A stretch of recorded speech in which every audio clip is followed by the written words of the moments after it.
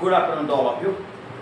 આજે આપણે ધોરણ 12 ની અંદર ગુજકેટ અથવા નીટ એની અંદર ત્રણો ચેપ્ટરનો થોડાક એમસીક્યુઝ લઈશું જે નીટ લેવલના છે. લાસ્ટ લેક્ચરની અંદર પણ આપણે સામાન્ય લીધેલા હતા.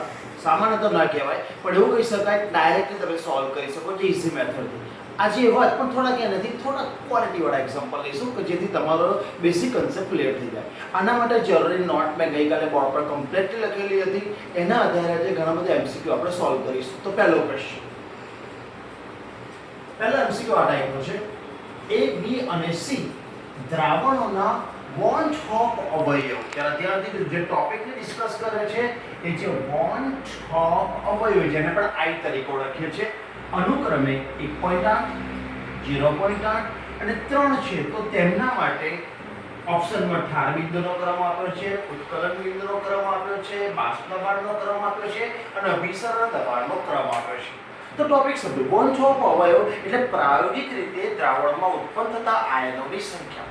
और लास्ट लेक्चर में टॉपिक याद करो જેમાં ઉત્પન્ન થતા આયનોની સંખ્યા વધારે હોય એના માટે દ્રાવણનું ઉત્કલન બિંદુ વધારે હોય અને અભિસરણ દબાણ વધારે હોય. યાદ રાખજો, દ્રાવણનું ઉત્કલન બિંદુ વધારે હોય, અભિસરણ દબાણ વધારે હોય છે. તો અહીંયા ઉત્પન્ન થતા આયનોની સંખ્યા એટલે વોન્ટ ઓફ અવયવ છે. હવે તમે જોઈ શકો ઉત્પન્ન થતા આયનોની સંખ્યા સૌથી વધારે 3 એ દ્રાવણ સી ની છે. એનો મતલબ કે 3 આયનો સૌથી વધારે ઉત્પન્ન થાય છે. તો એના માટે સાચું. એનો મતલબ કે આયનો સૌથી વધારે ઉત્પન્ન થાય તો એનું ઠાર બિંદુ સૌથી ઓછું હોય છે. તો અહીંયા તમે જો ઠાર બિંદુ માટે જોઈએ તો સી નું ઠાર બિંદુ સૌથી ઓછું, એ નું ઠાર બિંદુ એનાથી વધારે અને બી નું ઠાર બિંદુ એનાથી વધારે. ચેક કરીએ તો ઉત્પન્ન થતા આયનોની સંખ્યા આપેલા 3 ની અંદર જે સી ઓપ્શન છે એમાં ઉત્પન્ન થતા આયનોની સંખ્યા વધારે છે તો ઠાર બિંદુ સૌથી ઓછું એનું જ હોય છે. તો ઓપ્શન સી કમ્પ્લીટલી અહીંયા તમે જોયું ઠાર બિંદુનો આ જે વિકલ્પ આપેલો છે કમ્પ્લીટ સાચો છે. કોઈ કે સર ઉત્કલન બિંદુ માટે વિચારો તો ઉત્કલન બિંદુ માટે મેં તમને કીધેલું કે જેમાં આયનોની સંખ્યા વધારે હોય અને ઉત્કલન બિંદુ વધારે હોય આ લેસ ધેનમાં છે એટલે આ વિકલ્પ સદંતર ખોટો છે. બાષ્પ દબાણની વાત કરવામાં આવે તો ગઈકાલે મેં કીધું જેમ ઉત્પન્ન થતા આયનોની સંખ્યા વધારે હોય એ બાષ્પ દબાણ સૌથી ઓછું હોય. તો અહીંયા બાષ્પ દબાણ સૌથી વધારે સી નું છે એટલે આ ઓપ્શન પણ કેન્સલ થઈ ગયો. તો અહીંયા તમે જોઈ શકો છો કે આપેલા વિકલ્પોની અંદર જો ગઈકાલે તમારી જે નોટ કમ્પ્લીટ હોય જે ટોપિક મેં તમને કે ઉત્પન્ન થતા આયનોની સંખ્યા વધારે હોય જેની અંદર એનું ઠાર બિંદુ સૌથી ઓછું હોય તો ઉત્પન્ન થતા આયનોની સંખ્યા સૌથી વધારે સી માં છે તો સી નું ઠાર બિંદુ સૌથી ઓછું હોય તો ઓપ્શન એ ની અંદર આ કમ્પ્લીટ સેટ થઈ જાય છે. તો અહીંયા તમે જો ગણતરી કર્યા વગર પણ આપણે સોલ્વ કરી શકીએ છીએ. બીજો જોઈએ 10°C તાપમાને યુરિયાના જલીય દ્રાવણનું પાઈ એટલે કે અભિસરણ દબાણ 500 મિલીમીટર છે. અભિસરણ દબાણનું એકમ મિલીમીટર છે. જો તેનું તાપમાન 25°C જેટલું કરવામાં આવે તો તેને કેટલા ગણું મંદ કરવું પડે કે જેથી તેનું અભિસરણ દબાણ 105.3 મિલીમીટર થાય. મંદ કરવાનું છે મતલબ પાણી ઉમેરવાનું છે.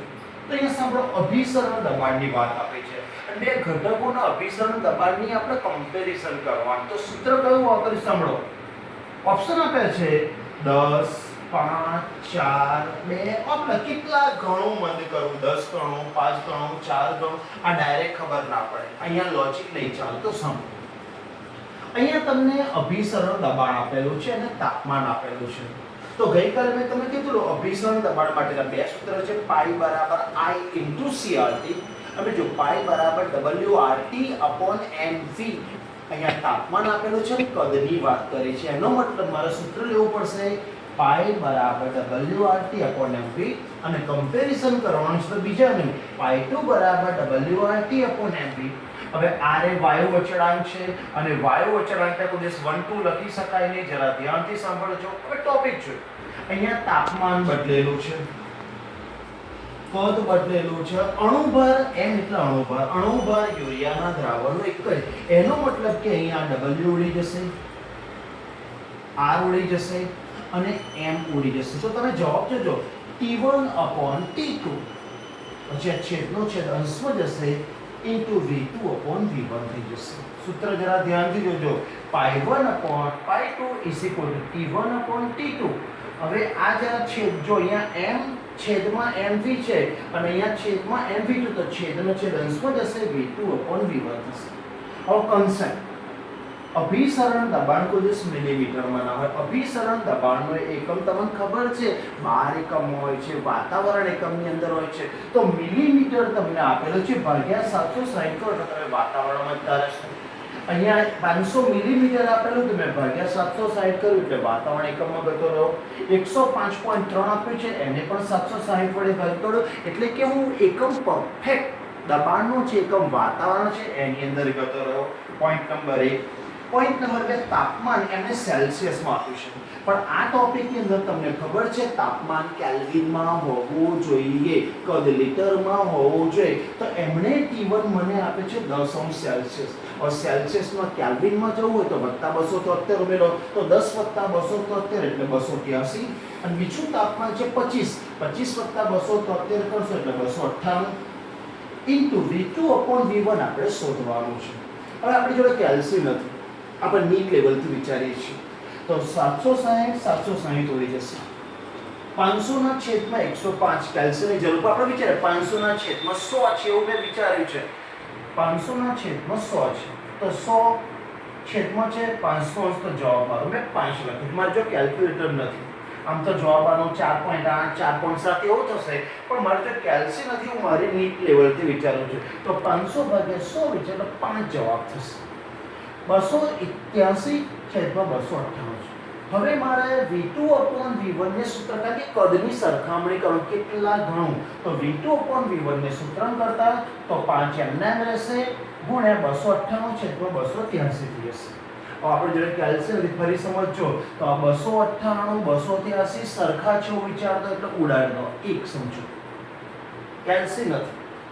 હવે તમે જોઈ શકો 5 એકા 5 તો તમારો V2 upon V1 બરાબર 5 આવે એટલે V2 બરાબર 5 ગુણ્યા V1 એટલે નવું કદ પહેલાના કદ કરતા 5 ગણું કરવું પડશે. 5 ગણું તો ઓપ્શન 5 ગણું ઓપ્શન બી ની અંદર છે. અહીંયા તમે જો મેં કેલ્સી વાપર્યું નથી. બાળકો શું કરે છે અહીંયા તાપમાન સેલ્સિયસમાં રાખશે, જવાબ બહુ જ ખોટો આવશે. આવું વિચારશે જવાબ તમારો 12.5 આવશે જો ઓપ્શનમાં કોઈ જગ્યાએ નથી. એટલે ધ્યાનથી જોજો, દબાણ છે તમારે વાતાવરણ એકમમાં ફેરવવાનું છે. તાપમાન સેલ્સિયસમાં હોય તો 273 ઉમેરીને કેલ્વિનમાં ફેરવવાનું છે તો તમારો જવાબ આવી જશે કે નવું કદ છે એ મૂળ કદ કરતાં 5 ગણું કરવું પડશે. ત્રીજો, સમાન પરિસ્થિતિમાં એટલે તાપમાન અને દબાણ સમાન છે.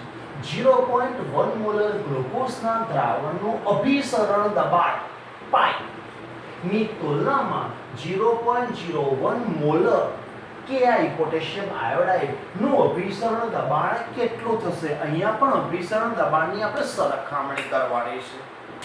ફરી અભિસરણ દબાણના બે સૂત્ર છે, કયું વાપરીશું તો રકમ વાંચવાનું. અહીંયા તમને મોલારિટી આપેલી છે. મોલારિટી એટલે સાંદ્રતા આપી છે તો તમારે પાઈ બરાબર I * CRT વાપરવાનું. ધ્યાનથી જોજો, રકમમાં સાંદ્રતા આપેલી છે તો CRT સૂત્ર વાપરવું અને આપણે સરખામણી કરવાની છે તો સૂત્ર pi1 બરાબર I * CRT છેદમાં pi2 બરાબર I * CRT. અહીંયા જરા જો સાંદ્રતા અલગ અલગ છે એટલે 1 2 મૂકીશ. તાપમાન સમાન પરિસ્થિતિ છે એટલે તાપમાન સમાન છે એટલે T1 T2 લખતો નથી. અહીંયા તમે જો અંશમાં RT અને છેદમાં RT ઉડી જશે એટલે તમારું સૂત્ર એવું રહેશે pi1 upon pi2 બરાબર I * C1 છેદમાં I * C2. I એટલે આપણે જાણીએ છીએ પ્રાયોગિક રીતે ઉત્પન્ન થતા આયનોની સંખ્યા. 1 તો રકમમાં 1 ગ્લુકોઝ માટે છે, રકમમાં પહેલું આપેલું છે. એનું અભિસરણ દબાણ રકમમાં પાઈ આપેલું છે. pi2 આપણે શોધવાનું છે, કમ્પેરિઝન કરવાનું. I ઉત્પન્ન થતા આયનો ગ્લુકોઝ, સુક્રોઝ, યુરિયા એ કાર્બનિક પદાર્થો છે, અણુનો બનેલો છે, આયનોનો બનેલો નથી એટલે તમારે એનું આયનીકરણ કરવાનું વિચારવાનું પણ નથી. તો આયની કિંમત ગ્લુકોઝ, સુક્રોઝ અને યુરિયા માટે આયની કિંમત તમારે 1 લેવાની છે. C1 એની સાંદ્રતા મોલારિટીમાં 0.1 આપેલી છે તો 0.1 મોલારિટી એકમમાં હોવી જોઈએ. નીચે વિચારીએ Ki માટે તો કે અને i તો આયનીકરણ કરો તો k પ્લસ આયન અને i માઈનસ આયન એટલે બે આયનો ઉત્પન્ન થશે. ઉત્પન્ન થતા આયનોની સંખ્યા 2 અને સાંદ્રતા મોલારિટીમાં આપેલી છે 0.01. જરા ધ્યાનથી જોજો. ગ્લુકોઝ, સુક્રોઝ, યુરિયા જેવા કાર્બનિક પદાર્થો માટે i ની કિંમત 1 લેવાનું.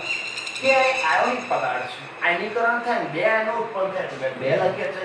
સાંદ્રતા મોલારિટીમાં બંનેની જે આપેલી છે મૂકી કાઢી. હવે તમે જો 0.1/0.02 આમાં કોઈ કેલ્ક્યુલેશનની જરૂર નથી. તો સિમ્પલ 1/2 હોય તો તમે 0.5, પણ અહીંયા જો 0.1/0.02 છે એટલે 5 જવાબ થશે. તો મેં લખ્યું છે pi/2 = 5. હવે આપણે pi2 શોધવાનું છે. pi2 કે નું અભિસરણ દબાણ છે, તો pi2 ને સૂત્રણ કરતા બનાવશો તો અંશમાં pi/5 થશે. તો તમે કહી શકો છો કે નું અભિસરણ દબાણ આપેલા ગ્લુકોઝનું અભિસરણ દબાણ કરતા 5મા ભાગનું છે, એટલે કે pi/5. તો ઓપ્શનમાં છે તો કે હા જો pi/5 અને વાંચી શકાય. તો અહીંયા ઓપ્શન નંબર બી તમારો કમ્પ્લીટ સાચો છે.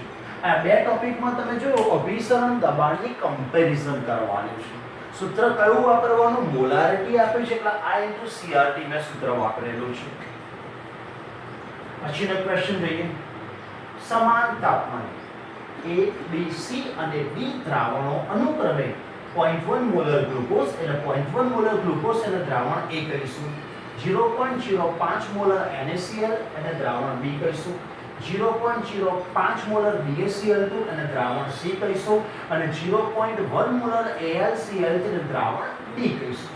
તો નીચેનામાં પૈકી કઈ જોડ સમઅભિસારી? તમારો કન્સેપ્ટ સમઅભિસારી. આપેલા બે દ્રાવણોના અભિસરણ દબાણ સમાન હોય એને સમઅભિસારી દ્રાવણો કહેવામાં આવે છે. મતલબ તમારે અભિસરણ દબાણની કમ્પેરિઝન કરવાનું. અને અભિસરણ દબાણના બે સૂત્રો છે, પાઈ બરાબર WRT/mv અથવા તો પાઈ બરાબર I * CRT. રકમમાં જો તમને સાંદ્રતા મોલારિટી એ સાંદ્રતા આપી છે, એનો મતલબ સાંદ્રતા C વાળું સૂત્ર પાઈ બરાબર I * CRT વાપરવાનું. એ સૂત્ર મારું ફાઇનલ થયું. હવે ડાયરેક્ટ ખબર નહીં પડે.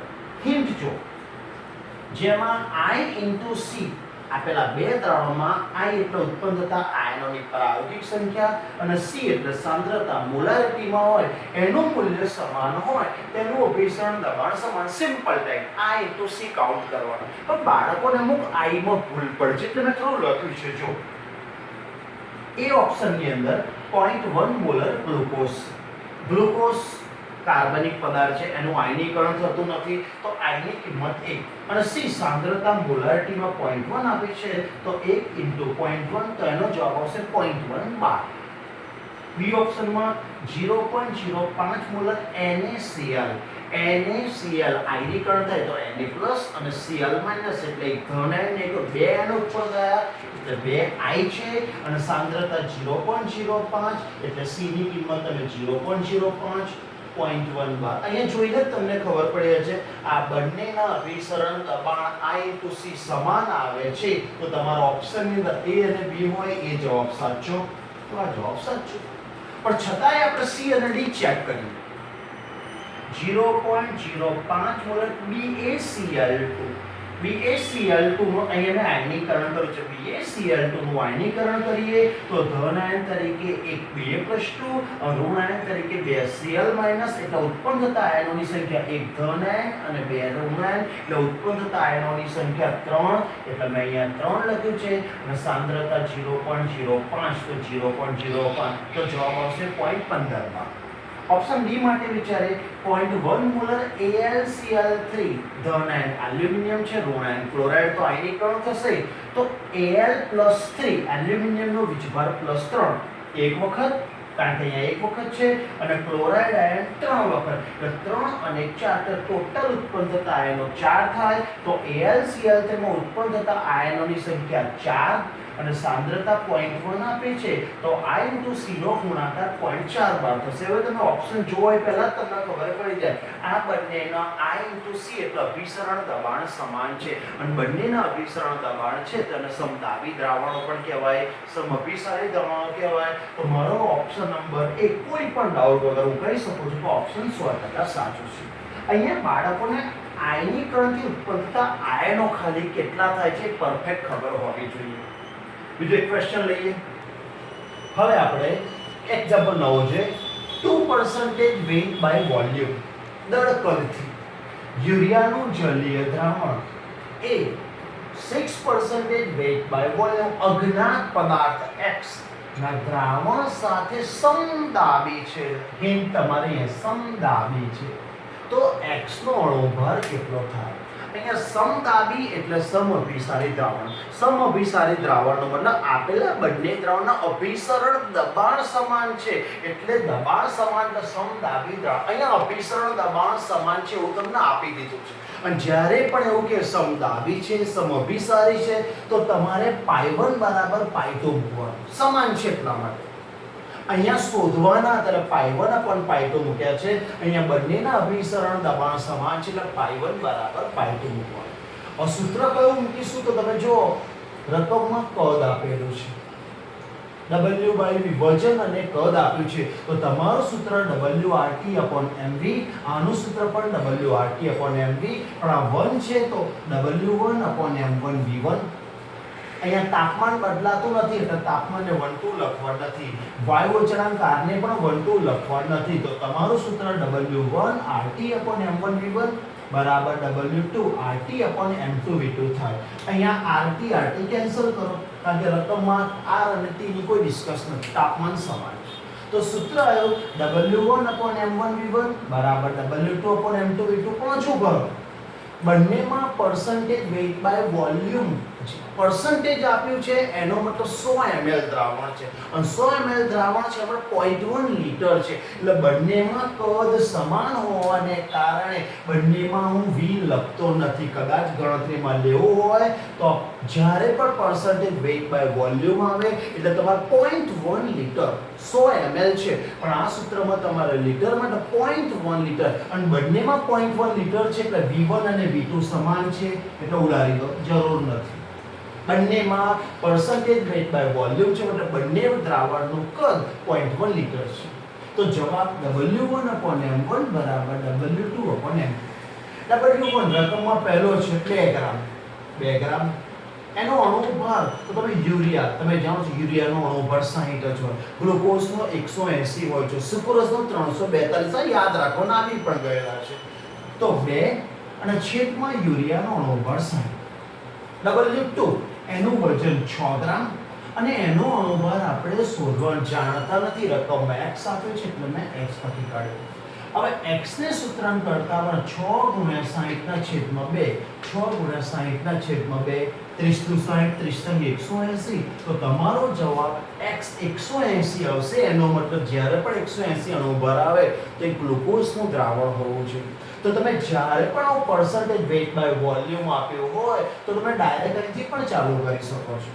V બંનેમાં સમાન છે ઉડાડ દો, તાપમાન બંનેમાં સમાન છે ઉડાડ દો, વાયુ અચળાંક R કોમન તો W1 upon M1 બરાબર W2 upon M2 મૂકી દો. તમારો જવાબ અણુબળ તમને ખબર યુરિયાનું અણુબળ 60 છે તો 180 ઓપ્શનની અંદર છે તો કે હા ઓપ્શન B ની અંદર 180 છે જવાબ સાચો. આ જરા ધ્યાનથી જોજો, બહુ સારો છે. 0.01 મોલર kx x ની કિંમત જાણતા નથી, અજ્ઞાત છે. kx FeCl6 ના જલીય દ્રાવણના ઠાર બિંદુમાં થતો ઘટાડો 0.0744 કેલ્વિન છે. જો દ્રાવ્યનું સંપૂર્ણ વિયોજન થાય તો x ની કિંમત કઈ હશે? ઓપ્શન છે 2 3 1 4. હવે સાંભળો, મોલારિટી તમને આપેલી છે 0.01. ઠાર બિંદુમાં થતો ઘટાડો એટલે કે ડેલ્ટા ટીએફ એમણે આપેલો છે. હવે એમણે જે આપ્યું છે આપણે એનું જ સૂત્રણ કરતા બનાવો. એમણે ડેલ્ટા ટીએફ આપ્યો છે તો હું ડેલ્ટા ટીએફ ને સૂત્રણ કરતા બનાવીશ તો ડેલ્ટા ટીએફ નું સૂત્ર વાપરીશ તો ડેલ્ટા ટીએફ નું સૂત્ર છે I * kF * મોલારિટી. અહીંયા ઠાર બિંદુ છે એટલે ડેલ્ટા ટીએફ લખ્યું છે તો સૂત્ર છે ડેલ્ટા ટીએફ બરાબર I * kF * મોલારિટી. હવે સાંભળો, ડેલ્ટા ટીએફ મને રકમમાં આપેલું છે 0.0744. I મને નથી આપ્યા. I એટલે ઉત્પન્ન થતા આયનોની સંખ્યા હું એસિટીસ રાખું છું KF હવે અહીંયા દિમાગથી કામ લો. જલીય દ્રાવણ ને લાસ્ટ લેક્ચરમાં પણ કીધેલું છે જલીય દ્રાવણ માટે Kb અને Kf ની કિંમત નક્કી હોય. Kb ની કિંમત 0.512 કેલ્વિન કિલોગ્રામ મોલ ઇન્વર્સ અને Kf ની કિંમત 1.86 કેલ્વિન કિલોગ્રામ મોલ ઇન્વર્સ. જલીય દ્રાવણ માટે એ Kb Kf ક્યારે નહીં આપણે તમારે યાદ રાખવાનું છે. તો જલીય દ્રાવણ માટે Kf ની કિંમત 1.86, મોલાલિટી જવાબ રકમની અંદર આપેલી 0.01. આ બંનેનો ગુણાકાર કરીએ છીએ તો 0.0186. હવે I ને સૂત્રણ કરતા બનાવો જરા ધ્યાનથી જોજો. મારે જો કેલ્ક્યુલેટર નથી. I ને સૂત્રણ કરતા તો આ છેદમાં જશે, અંશમાં જશે. બંનેમાં પોઈન્ટની પોઝિશન સરખી છે એટલે હું લખી શકું 744 ના છેદમાં 186. આ બંનેમાં 3 આંકડા છે તો એનો મતલબ મારે જો કેલ્ક્યુલેટર બે આંકડા વિચારો છું. 74 ના છેદમાં 18 તો 18 નો આપણે ટેબલ ગોળીએ 18 36 54 72 જે 74 ની નજીક છે તો મારો જવાબ 4. જોઈ લો મારો જો બંનેમાં 3 ડિજિટ છે તો તમે પહેલા બે ડિજિટ વિચારો. 74 ના છેદમાં 18 મૂકવાનું તો 18 નો ટેબલ ગોળશો તો 74 ને 18 ચોક 72 નજીક 4 આવે છે તો I ની કિંમત 4. હવે બરાબર તમે ઓપ્શનમાં વિચારશો ના I એટલે આખું જે સંકીર્ણ સંયોજન આપ્યું છે એની આયનીકરણથી ઉત્પન્ન થતા આયનો 4 છે એટલે તમારે 4 આયનો આખામાંથી ઉત્પન્ન કરવાના છે. એવું ભાવ તમને ખબર છે આ ચોરસ કૌંસ જેને આપણે સંકીર્ણ સંયોજન કહીએ છીએ અને સંકીર્ણ સંયોજનનું ક્યારેય આયનીકરણ થતું નથી. મતલબ આ એક વખત આ જે ચોરસ કૌંસ છે સંકીર્ણ સંયોજનનું ક્યારેય આયનીકરણ થતું નથી એટલે આ ચોરસ કૌંસ એટલે એક આયન આ ચોરસ કૌંસ ઉત્પન્ન કરશે. હવે ટોટલ 4 ઉત્પન્ન કરવાના હતા. હવે બાકી રહ્યો આ ધન આયન. તો ધન આયનની કિંમત તમે એવી કઈ મૂકશો કે ટોટલ 4 તો અહીંયા 1 ઉત્પન્ન થાય છે અને અહીંયા 3 હોય તો 3 ને 4 ઉત્પન્ન થાય. જરા ધ્યાનથી જોજો આ સંકીર્ણ સંયોજન એક આયન ઉત્પન્ન કરે. મારે ટોટલ આયનો 4 ઉત્પન્ન કરવાના છે. એનો મતલબ કે આ પોટેશિયમ ધન આયન છે એ 3 આયનો ઉત્પન્ન કરતા હોય તો આ 3 અને આ એક 4 થાય. 3 અને 4 થાય એનો મતલબ x ની કિંમત 3 થાય તો તમારો ઓપ્શન બી સાચો. બાળકો ઉતાવળની અંદર 4 લખી કાઢે છે. સમજો ટોટલ આયનીકરણથી 4 આયનો તો ચોરસ કૌંસ જે છે જે સંકીર્ણ સંયોજનનું આયનીકરણ ના થાય એક જ મૂકો તો આ એક અને આ પોટેશિયમ ધન આયન છે ધન આયનનું આયનીકરણ થવાનું છે.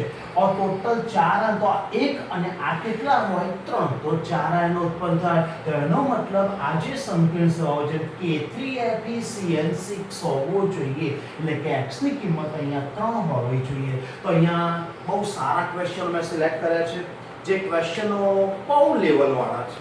સિમ્પલ છે એવું નથી બહુ સિમ્પલ. જો તમારો થિયરિટિકલ બેઝ ક્લિયર છે તો તમે આ ટોપિક સિમ્પલી સોલ્વ કરી શકો છો. તો અહીંયા આપણે ચેપ્ટર 2 નું ગુજકેટ અને નીટના મને જે સારા લાગતા હતા જેમાં કોઈ કેલ્ક્યુલેટર જરૂર નથી પડતી તમે લોજિકલી સોલ્વ કરી શકો છો એવા મેં અહીંયા MCQs લીધા છે. નેક્સ્ટ લેક્ચરની અંદર નવા ચેપ્ટરના MCQ લઈશું. ઓકે.